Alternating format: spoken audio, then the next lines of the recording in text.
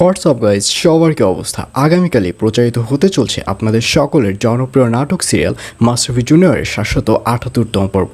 এবং ৭৭৮তম পর্বে থাকছে আশ্চর্য সকল ঘটনা। কারণ এই পর্বে আপনারা দেখতে পারবেন এবার মাতবার সাহেবকে দেখা যাবে। মাতবার সাহেব এবার বিজলিকে তার দলে নিয়ে নেবে এবং বিজলিকে দেখা যাবে বিজলি পুরোটাই মাতবার সাহেবের সাপোর্ট করা শুরু করবে। এবং গ্রামের যে লোকজনরা এসেছে সেই লোকজনদের সাথে বিজলি বলবে যে মন্ডাই তার নিজের ওয়াইফকে লুকিয়ে রেখে এই সব নাটক শুরু করেছে।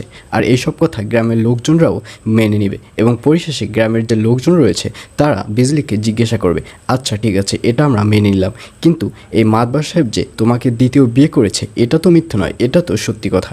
আর এই কথা শুনে বিজলি বলবে, না এটাও মিথ্যে কথা, কারণ মন্ডা আমাকে টাকা খাইয়েছে আর মন্ডার টাকা খাওয়ার কারণেই আমি এই ধরনের মিথ্যে কথা বলেছি। আসলে মাতবার সাহেব আমাকে বিয়ে করেনি, মাতবার সাহেব একটাই বিয়ে করেছে, সে আর দ্বিতীয় কোনো বিয়ে করেনি। আর এইসব কথা শুনে মন্ডার চোখ থেকে পানি পড়তে দেখা যাবে এবং মাতবার সাহেবের ওয়াইফকে দেখা যাবে মাতবার সাহেবের ওয়াইফ প্রচণ্ড পরিমাণে বিজলিকে মারধর করবে এবং মাতবার সাহেবকে দেখা যাবে বিজলিকে ধরতে, অর্থাৎ বিজলিকে যেন না মারে।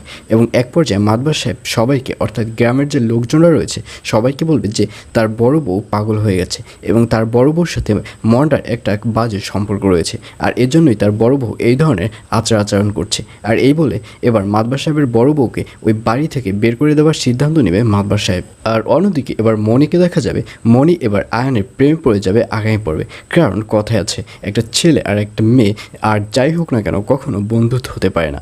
মনির ক্ষেত্রেও ঠিক সেটিই ঘটবে আগামী পর্বে।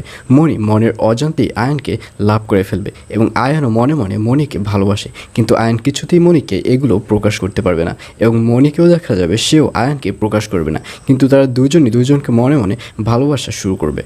আর অন্যদিকে এবার রুনা ম্যামকে দেখা যাবে, রুনা ম্যাম এবার অফিসে পুলিশ নিয়ে আসবে এবং পুলিশ নিয়ে এসে এবার চেয়ারম্যান স্যারকে আটক করার ট্রাই করবে এবং চেয়ারম্যান স্যার বলবে, কেন, আমার দোষ কিসের, আমাকে কেন গ্রেফতার করা হচ্ছে?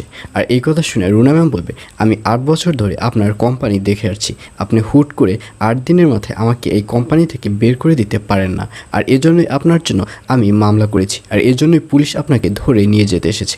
আর এগুলোই আপনারা দেখতে পারবেন আগামী পর্বে। তো ভিউয়ার্স, মাশরাফি জুনিয়র নাটকটি আপনাদের কাছে কেমন লাগে অবশ্যই কমেন্ট করে জানিয়ে দিন।